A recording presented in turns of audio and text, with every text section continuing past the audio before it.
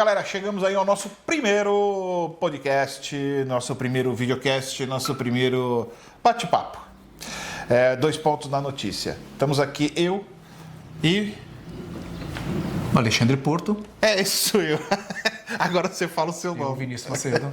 Estamos aqui falando sobre agora dois pontos da notícia e vamos começar aqui com algumas notícias do que nós vimos aí durante a semana. O que nós temos aí para começarmos? Vamos lá. Nosso podcast acaba sendo dividido em dois blocos, né? Onde eu faço algumas perguntas, umas colocações para o Alexandre. E depois, no outro bloco, ele faz algumas colocações de coisas que ele escuta na rua. Né? São duas opiniões, duas personalidades, dois pontos de vista, certo? Dois pontos de vista. Vamos lá. Nós vamos vamos comemorar o Dia do Meio Ambiente. E pegando o gancho do Dia do Meio Ambiente, saiu uma notícia no site da Prefeitura, quando um dado do IPS Brasil 2026, que é o Índice de Progresso Social, onde Poá comemorou a 49ª posição na parte ambiental. 49ª, isso de quantos municípios? Nível Brasil, são 5.570 municípios brasileiros, né? E esse IPS é importante para guiar políticas urbanas, porque você faz uma aferição. O que é o IPS? IPS é o Índice de Progresso Social. Na verdade, é como as pessoas utilizam, vivem nas cidades, né? Como é um raio-x dos munícipes na cidade. Então, ela aborda toda a parte social. E o que é importante para isso dentro da prefeitura é o seguinte, para ela conseguir ver quais são os pontos que elas precisam aplicar as políticas públicas na saúde, na educação, no meio ambiente. E no meio ambiente foi comemorado, isso está no site da prefeitura, que está em 49º. E como que é feito esse índice? Quais são os parâmetros levantados para que chegássemos a esse 49º? Exato. Vamos colocação. Lá. Vamos falar do IPS no total. Ele é dividido em 3 pontos, tá? Um sobre necessidades humanas básicas. E aí, dentro de necessidades humanas básicas, Poá ficou em 389 na posição. Unidade básica seria água, luz, saneamento básico? Água, luz, exatamente. Mas aí, por exemplo, nós temos pontos positivos na cidade. Água e saneamento. É um ponto positivo que nossa nota foi lá em cima. Mas nós temos 2 notas que puxam a gente para baixo. Um na parte de iluminação, de moradia, ou seja, muito gato aí. E outro na parte de segurança. Aí um outro ponto seria, uma outra análise seria fundamentos do bem-estar. Essa daí, fundamentos do bem-estar, é onde se classifica a parte do meio ambiente. Que a gente chegou na posição de 27º nível Brasil. Uma colocação muito boa, né? Mas a gente ficou em 49º na parte de áreas verdes urbanas e na parte de ilhas de calor. Mas outros índices puxam a gente também para uma parte boa em relação a essa parte do meio ambiente e bem-estar. E o IPS é só meio ambiente? Não, meio ambiente, educação. Nós falamos na parte de necessidade básica educação. Né? Mas somando todas, meio ambiente, educação... Moradia, nós vamos para que colocação? Transporte. Então... O que a gente acaba pegando são os pontos negativos dessa pesquisa. Na parte de oportunidades, nós estamos bem aquém. Nós estamos na posição de 4.622. Então, o que acontece? Na parte de inclusão social, paridade, na verdade, significa na parte de... Você vê, na Câmara dos Vereadores, você não tem nenhuma mulher eleita. Então, isso também puxa a nossa nota para baixo. E uma outra situação é a inclusão de alunos em faculdades. Mas se a gente for pegar 5.570 e nós estamos na posição de 4.622, nós estamos muito aquém na parte de oportunidades e fechamento de empresas. Isso daí é que tem puxado a nossa nota para baixo, tá? E aí, no final das contas, nossa posição nível Brasil ficou em 395. Que eu vejo assim, nós temos 17 km². E é uma cidade, se nós compararmos com uma cidade aqui no estado de São Paulo, com o mesmo fator geográfico, que é São Caetano, muito aquém. Muito aquém, em termos de posição, em termos de tudo, né? No final das contas, São Caetano, se não me engano, está em 25º no nível IPS nacional. Nós, por exemplo, só no estadual, nós chegamos de 229. Nós ainda estamos atrás de 229 municípios. Falando de meio ambiente, o que a cidade tem feito hoje, que você tem visto aí na área técnica, para melhorar essa parte? Que eu tenho visto no Alto Tietê, algumas cidades com algumas ideias até interessantes. Nós temos, por exemplo, Arujá, nós temos a multa, o negócio do cidadão participa da multa em Ferraz. Isso, né? Vamos lá. Na parte do meio ambiente, a Secretaria do Meio Ambiente tem trabalhado para deixar a cidade pronta para receber emendas parlamentares. Então ela está criando leis, criando estratégias para que recursos entrem na cidade. Algo realmente sendo feito, não tem nada sendo feito até o momento.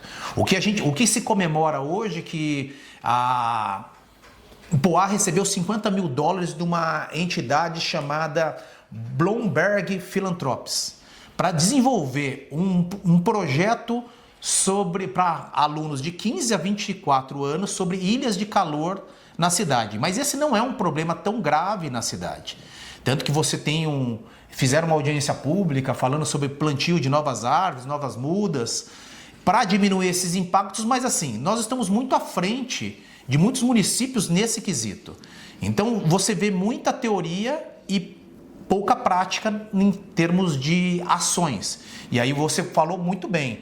Por exemplo, na parte de Ferraz de Vasconcelos, eles comemoraram a semana passada uma lei, né? Colocaram um plano de ação, na verdade, que vai remunerar o munícipe que for dedo duro de um descarte irregular de lixo. Então essas multas vão de 800 a 8 mil reais. E o munícipe que fizer essa denúncia, ele ganha 10% dessa. Mas o que está acontecendo é que as pessoas estão jogando o lixo, acumulando o lixo e depois liga para o catatreco depois que já começou o negócio a ficar feio na cidade, né? Eu já tenho uma visão contrária. Eu sou contra o catatreco, porque é uma muleta dentro do município. E aí o que acontece? Vamos lá. O município tão pequeno quanto o nosso, a gente não tem uma área para absorver todos esses lixos. Você imagina um monte de gente colocando lixo lá. E não é só lixo de um móvel, ele coloca lixo de obras, entulhos. E a gente não tem área na cidade, por ser um município tão pequeno, para fazer toda essa separação. Então eu vejo como a gente tem ONGs que pegam esses móveis, dão um reuso a isso. Eu acho mais fácil fazer uma parceria em relação a móveis, porque ele não vai pegar entulho. E reeducar as pessoas a realmente fazer o descarte de forma correta. Porque se a gente for pensar em área de município, nós não temos no ecoponto. Está em projeto e começando a ser executado agora na cidade. O ecoponto central funcionaria muito bem. Você falou muito bem em relação à parte de alguns municípios fazendo políticas diferentes. Como Arujá. Arujá tem a moeda verde. E ela troca o lixo reciclável por uma moeda que você pode trocar no comércio. Então você pode cortar cabelo de graça, usar o pet shop, compras, farmácia. E isso é uma coisa legal, porque a Poá tem essa lei. Porque não é só a moeda verde, você tem que fazer a parceria com os comerciantes. Se você não tiver os comerciantes participando, nada vai dar certo. Não vai dar certo. Por exemplo, nós temos a moeda verde antes de Arujá. Mas eu não sei se existe uma parceria com os comerciantes, porque eu sei disso daí porque eu faço parte do conselho. Mas eu achei interessante em Arujá barbearia, pet shop e outras situações assim. É que eu falando assim, que muita gente que pega reciclado, essas pessoas que vão, que precisam comer. Sim. Então, trocar no supermercado é muito interessante isso daí, porque eles já pegam ali e já fica no mercado da cidade.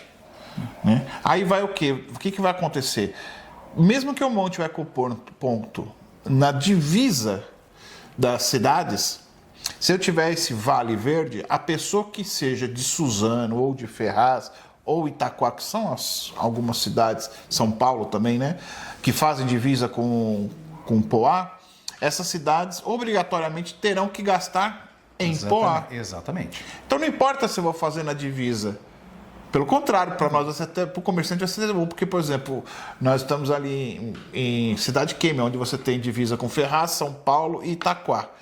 Então, quem vai ter que se preocupar são os outros prefeitos, porque a pessoa vai estar gastando no meu comércio de Poá. É boa ideia. Isso é uma ótima visão. Uma outra questão que a gente também já Eu acho que boa. Meio ambiente a gente já falou um pouquinho, né? Falamos muito. Foi... Vamos lá. Se você quiser que a gente comente um pouco mais sobre um assunto específico, mande para nós no direct aí uma mensagem. Olha, fale sobre ruas. Nós temos várias coisas na pauta. Nós estamos pensando aqui em falar sobre iluminação, sobre lombada, qual que é a forma correta de se fazer uma lombada. Então, se você tiver alguma ideia ou quiser que a gente desenvolva um trabalho melhor sobre meio ambiente, manda para nós a sua mensagem. E aí o que acontece? Dia 28 teve uma ação da Prefeitura de Poá também sobre Maio Amarelo, conscientização no trânsito e ação educativa. O que acontece? Eles mobilizaram na frente da Praça dos Eventos ações de conscientização do trânsito e fecharam o trânsito. Fecharam o trânsito, né? Bela Fizeram uma orientação aos motoristas que estavam passando por ali. Mas assim, uma nota foi o seguinte, né? O Conseg não foi convidado para esse evento e eles ficaram bem chateados porque não houve uma nota da prefeitura convidando eles para esse evento. Eu vou fazer um contraponto agora do que eu vejo, agora que é o que nós combinamos, do outro ponto de vista. Se eu estiver enganado, eu gostaria que quem estivesse aí nos conselhos regionais, conselhos municipais, me corrigisse. Mas eu tenho ouvido algumas pessoas dos conselhos municipais de saúde, de educação, conselhos daqui da região, turismo, cultura, e eu vejo que não há muito interesse da prefeitura em trabalhar junto com os conselhos. E agora você me falando do Conseg, já vejo aí que realmente há uma discrepância referente a isso, né? Então a prefeitura parece que o prefeito parece que quer administrar sozinho, né? Não tem muita vontade de escutar os conselhos na cidade. Lembrando que o Conseg não é um conselho da cidade, né? Um conselho, ele não é vinculado ao conselho municipal, né? Mas realmente isso não tem em termos de diálogo com os conselhos está um pouco complicado, né? Eu faço parte de alguns. Mas quem sabe, né? Depois a gente consegue dar uma aproximada, o prefeito consegue nos atender também em termos de agenda, os secretários consigam dar mais importância, na verdade. Assim. Mas você acha que essa coisa, isso que está acontecendo, que estão aí falando dos conselhos, da prefeitura, você acha que isso pode ser uma vontade de querer fazer do prefeito e acaba atropelando um pouco as coisas? Eu digo, uma falta de experiência, ou pode ser realmente um autoritarismo aí que a gente está presenciando aí para os próximos anos? Não, na verdade, eu acho que os prefeitos nunca olharam para os conselhos da forma como os conselhos deveriam funcionar. Então não é esse prefeito. Não, é questão... O que a gente vê muitas vezes, que alguns secretários até, são relatos de alguns secretários, é que falta envolvimento da população. E aí, quando há o envolvimento da população, não há o respeito à população, porque a gente acaba não sendo consultado. Então querem que a gente participe, mas quando a gente participa, não querem que a gente participe. Então fica um diálogo que não dá, é um diálogo de louco, né? Outra coisa também que a gente acaba analisando é que alguns conselhos acabam virando órgãos políticos. Sim. Então, Sim. Pessoas que vão para lá para fazer política. Sim. Né? Você tem o caso... Não vou citar caso não, senão vai ficar meio chato, mas, enfim, você tem conselhos de que as pessoas acabam dominando de uma certa facção diferente política da cidade e querendo que o negócio não dê certo para que fale assim, olha lá, eu avisei que não ia dar certo, tal. Eu vejo algumas coisas assim também. Geralmente eu estou tentando aqui fazer o advogado do diabo, entendeu? Os dois lados aqui para ver. Geralmente acontece isso na assistência social da criança e adolescente, são pautas que norteiam a cidade, né? Que causam algumas polêmicas. Então esses conselhos acabam tendo um caráter mais político. Eu e o Vinícius vamos tomar um café. E ele riu aqui, já sabe do que eu vou falar. Que é a escala 6x1. Eu vou já começar com a minha opinião. Eu vejo muita gente falando só, precisa crescer e tal. E E eu levo por base que é uma conversa que eu tive aqui na minha empresa, onde eu e minha esposa somos sócios, tenho meus filhos que trabalham com a gente. O que a gente precisa fazer para crescer? Vamos ter que trabalhar. Bom, então não vamos ter mais horário para entrar nem para sair. Porque a gente precisa crescer. Porque a gente está com dívidas. Então a gente precisa pagar essas dívidas, precisa crescer. Mesmo que não tenha com dívidas, a gente precisa ter um respiro, precisa fazer, precisa acontecer.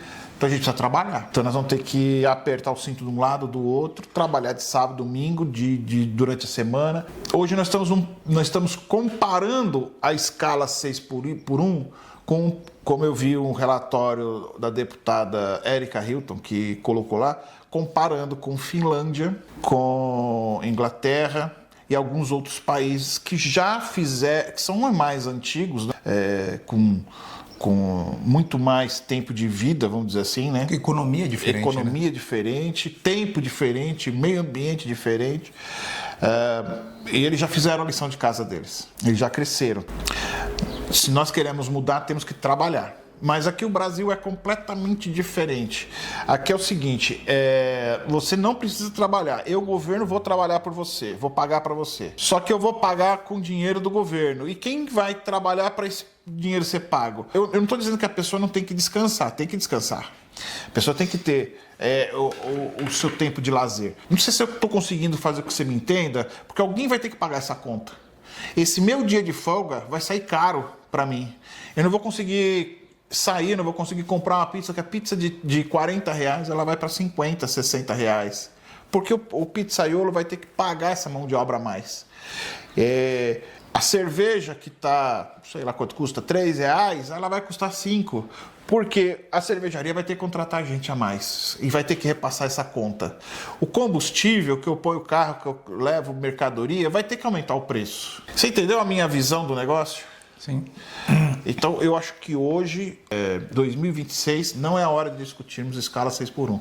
É a hora de fazermos igual alguns países que também passaram por crises fizeram. Qual a sua opinião sobre isso daí? Bem, é o que você chegou a falar. Acredito que você aumenta, vai ter um repasse maior dentro do pão. Às vezes o pão custa R$1, vai custar R$1,50. Mas se a gente for pensar em nível pão, poxa, sobe só 50 centavos? Poxa, mas é muita coisa, assim, se a gente for pensar em escala. As pessoas estão pensando em dia de descanso, mas não estão pensando que ela vai ter menos dinheiro também para gastar durante o mês. Era mais interessante a gente ter uma economia forte, onde todo mundo tivesse bem remunerado, onde a saúde tivesse boa, que a pessoa não precisasse pagar um plano de saúde ou uma escola particular. É bem melhor tudo que você investir, você ter como retorno, porque hoje o custo de vida da cidade, do brasileiro é muito caro. Então a gente estava conversando realmente com algumas pessoas, falando assim, poxa, eu queria ter mais tempo para cuidar da minha casa, dos meus filhos, porque mães solos, tempo para lazer. Mas o que adianta ter lazer se você não tem o real dinheiro na conta para poder ter esse lazer ou fazer algo mais?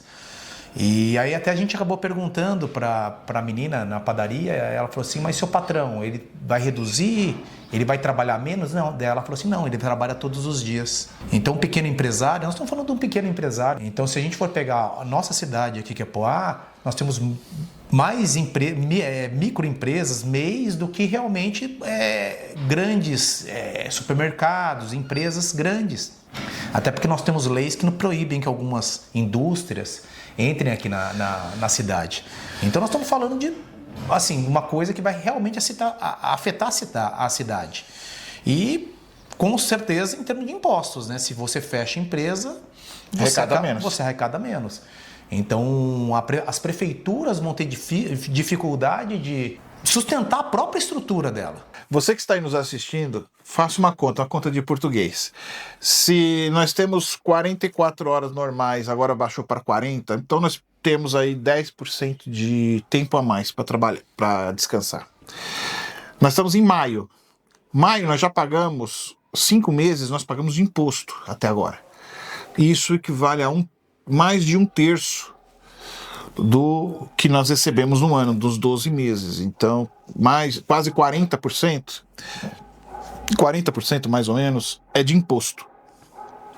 Se o governo quer realmente ajudar a população, ajudar o empresário, ele diminui essa carga tributária em 15%, 20%, 10%, que a pessoa vai ter um poder de compra maior. A empresa tendo poder de negociação maior, de venda maior, ela consegue contratar mais gente. Mas hoje você dá benefício para o empregado, tirar do patrão e ele, governo, que é a parte que mais ganha, que é um sócio que não produz, não investe. Porque hoje você chegar num local qualquer, numa favela ou numa periferia, e o cara tem um carro lá.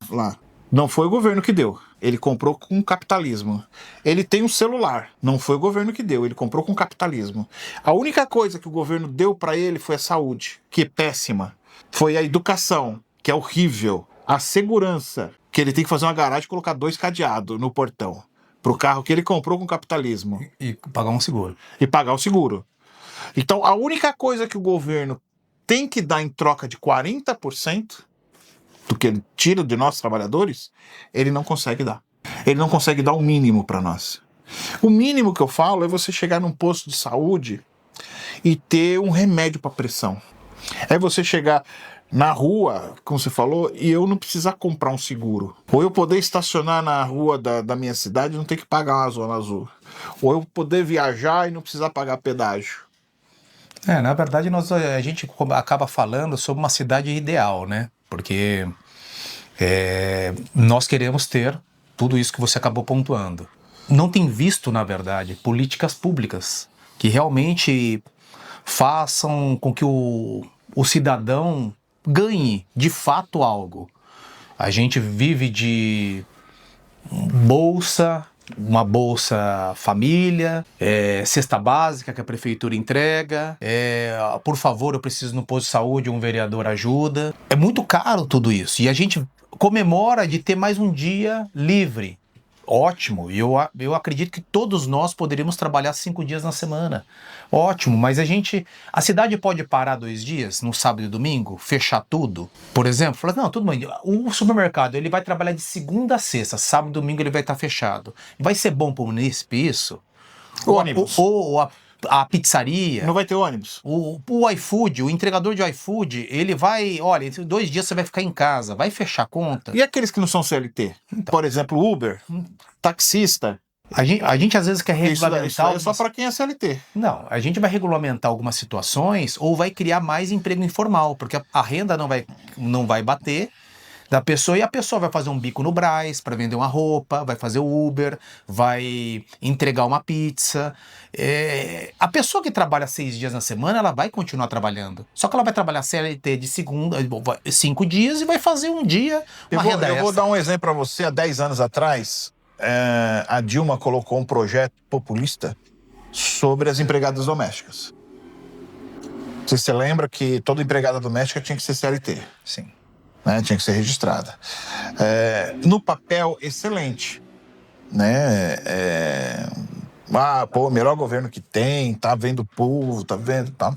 O que isso gerou? Gerou um número maior de CLT, empregado doméstico? As empregadas domésticas começaram a trabalhar 3, 4 casas, para não virar vínculo empregatício. Então o patrão chegava e falava assim, olha, ao invés de você ficar comigo a semana inteira trabalhando, para não gerar vínculo empregatício, eu quero você segunda, quarta e sexta, terça e quinta você trabalha para outro. Aí prejudicou a empregada doméstica, prejudicou o patrão, porque pela uma lei que quem fez a lei não é uma empregada doméstica, não sabe o que é o dia a dia, não parou para pesquisar, não viu o impacto financeiro que isso ia dar, impacto social que isso dá. Eu tive o desprazer de ver o projeto que foi feito pela deputada Érica Hilton. Ela não tem absolutamente nada de impacto social e financeiro dentro do projeto. Não fez um estudo sobre o que ia acontecer. Tanto o projeto é tão ruim que até é um erro de matemática. Então ela errou até na matemática. Você não consegue fazer matemática, nunca vai fazer um projeto de lei. Não estou dizendo que seja ruim, que não é, tem que ter. Tá, outros países têm, como foi citado, Finlândia, Inglaterra tem. Não, mas eu acho que tem que ser uma construção. É uma construção de políticas públicas. A gente não pode começar do rabo. Prioridade. Qual é a prioridade? A gente escuta muito governos falando assim, as prioridades, não. Se tem mais de uma prioridade, não é prioridade. Prioridade Primeiro. Então, qual é a prioridade na saúde? Qual a prioridade na educação? Qual a prioridade na segurança? Na verdade, começa a fazer muitos planos e não termina nenhum. Então, nós vivemos de políticas públicas bagunçadas, sem estratégia, sem planejamento e jogada para a população de forma populista, como você falou. Então, é um tema que a gente pode ficar aqui horas discutindo, vão ter várias opiniões, vão discutir vários assuntos, mas a gente não vai chegar a uma conclusão. Agora, você que está aí nos escutando aí, qual a sua opinião sobre a escala 6x1? Deixa aí nos comentários para nós aí, vamos discutindo aí sobre isso daí. E a semana que vem, nós estamos aqui de novo com mais um videocast. Exato. Aí já não é o nosso primeiro, já é o nosso segundo. Já vai o segundo, vamos melhorando, né? Vamos melhorando. E aí você que tem uma pauta que a gente converse e fale sobre alguma coisa, manda para nós aí. E vamos desenvolvendo, assim que estiver pronto todo o nosso estúdio, nós vamos convidar pessoas também para discutirmos também com outras ideias, pessoas mais técnicas, mais inteligentes do que nós dois. Mais polêmicas. Eu gosto de pessoas mais inteligentes. Mais inteligentes. Mas A próxima também podia ter uma xícara, né, aqui na mesa pra gente tomar uma água. Obrigado para vocês aí que nos assistiram. Nos sigam nas redes sociais. Fico esperando vocês lá. Tchau.